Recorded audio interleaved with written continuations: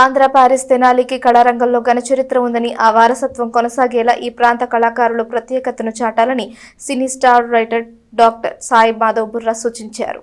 స్థానిక RTC bus stand సమీపంలోని ఈ కన్వెన్షన్ హాలులో నూతన సినీ నిర్మాణ సంస్థ ఆంధ్ర పారిస్ ప్రారంభోత్సవం బుధవారం వైభవంగా జరిగింది.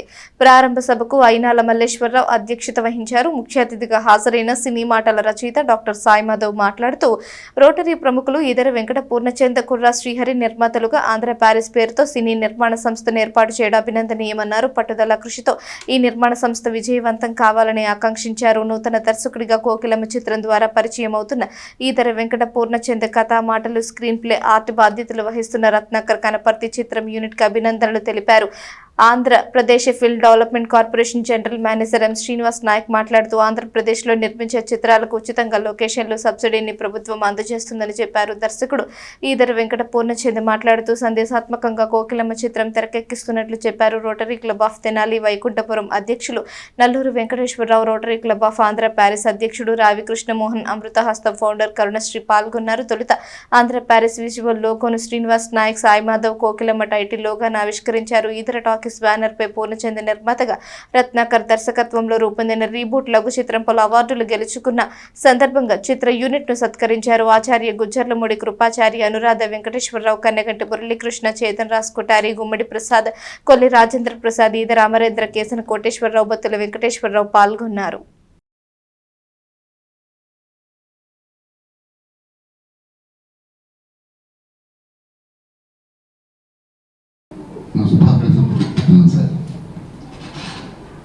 ఆయన సినిమా రంగంలోకి రావాలనే ఆలోచన ఆయనకు వచ్చినందుకు అలాంటి వ్యక్తులు కావాలి. సినిమా కావాలి, సినిమా ప్రేక్షకులు కావాలి, నిర్మాతగా, దర్శకులుగా అలాంటి వాళ్ళు వస్తే ఏంటంటే ఇంకా ఇంకా ముందుకు వెళ్ళడానికి అవకాశం ఉంటుంది. అలాగే రత్న ఇద్దరు క్లాస్మేట్స్,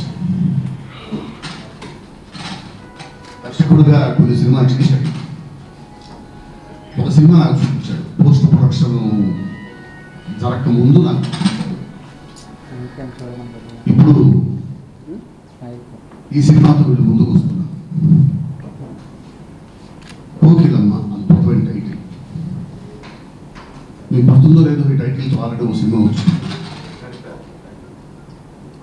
ఈ టైటిల్ పెట్టాలనేటువంటి కోకిల కాదమ్మా. కోకిల అనేది గీతాకృష్ణ గారి సినిమా, కోకిలమ్మ అనేది బాలచంద్ర గారి సినిమా.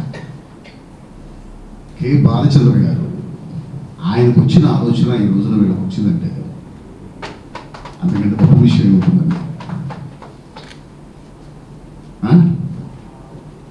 ఇప్పుడు 40 ఏళ్ల క్రితం ఆయనకు వచ్చిన ఆలోచన కోకిలమ్మ.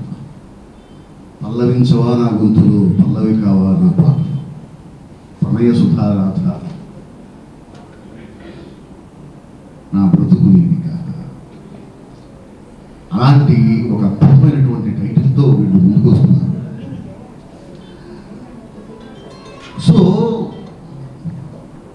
ఆ టైటిల్కి ఉన్నటువంటి ఆ గొప్పతనం, అద్భుతమైన సినిమా. సరిత గారు హీరోయిన్గా చేశారు. రాజీవ్ అని అతను అందులో హీరో. ఆ సినిమా మనం చేసే సినిమా కూడా దానికి ఏమాత్రం తగ్గకుండా చేయాలని నేను మనస్ఫూర్తి.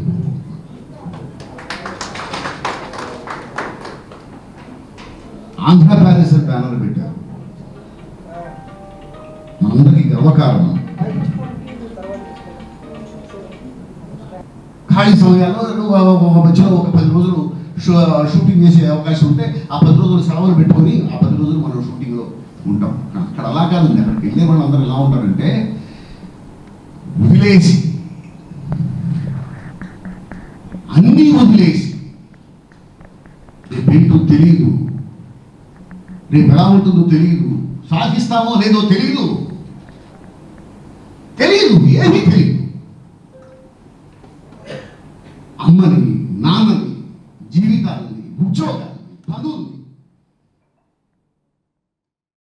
ఓటమి ఒప్పుకోవాలంటే ధైర్యం ఉండాలి, గెలిపే కావాలనుకుంటే ఆ గెలిపే నీ పిచ్చయ్యి ఉండాలి.